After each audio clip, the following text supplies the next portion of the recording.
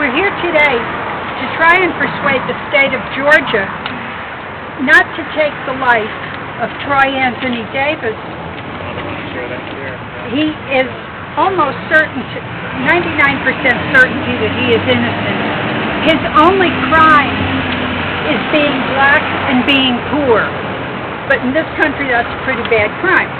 All his appeals have been exhausted. All the courts have refused to hear his plea of innocence. He was turned down by the U.S. Supreme Court.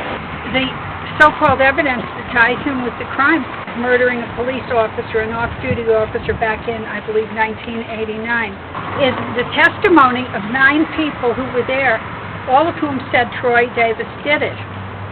Later on, 7 of those people have recanted their testimony, and the 2 people who did not recant, one of those 2 is said and believed by the lawyers and everyone in authority to be the actual killer. He does not have an execution date at this time. He has survived 3 of those, which is cruel and inhuman in the first place because, you know, they have you strapped to the gurney and then they say, oh, oops, you can go home now, we'll kill you another day. That would drive you crazy. But the legal experts think that he will be given a date and executed very soon. Those of us that are here, I'm sure we'll all agree that the death penalty is evil. It's not justice. If they are executing a guilty person, we might say that that's revenge.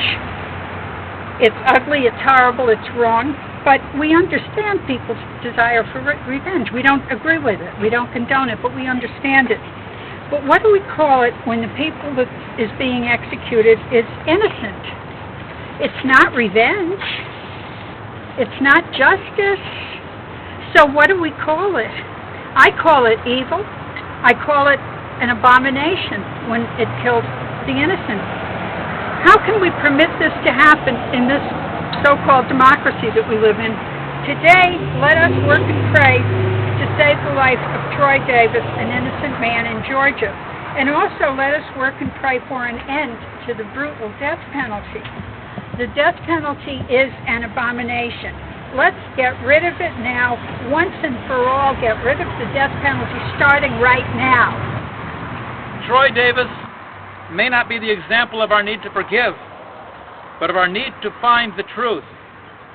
There is doubt about his guilt.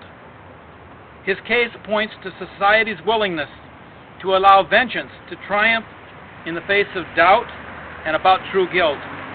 There is no relief for anyone if, in carrying out a death sentence, another crime is committed by the state and an innocent human being is slaughtered.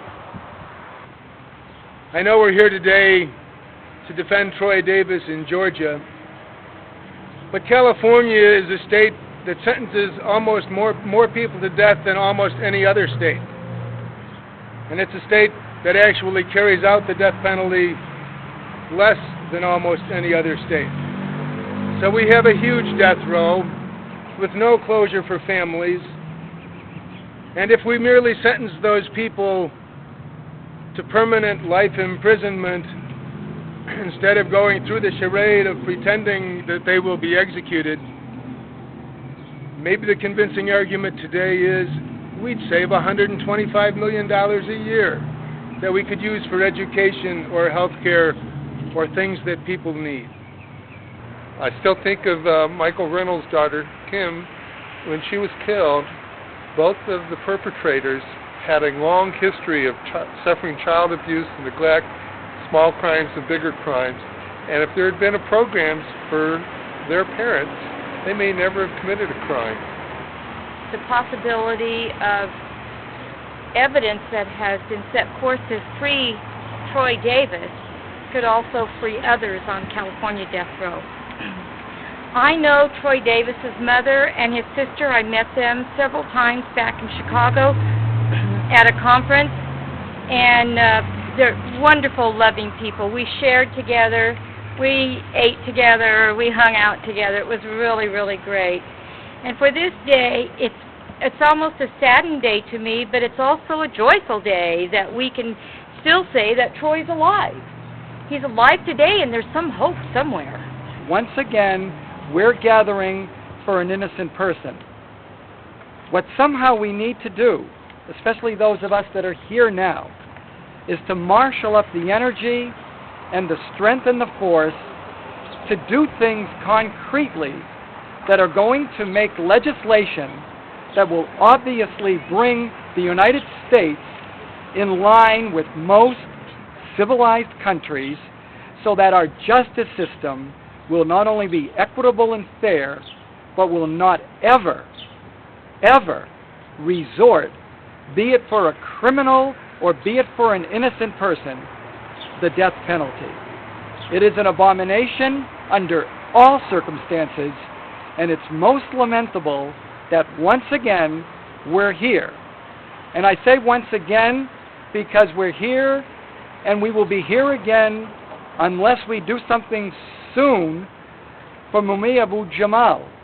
There are too many people that are now waiting to hear that they are going to be executed for things that they either haven't done or have repented of a long time ago. Let's do something if we can. And since we can, let's do it now.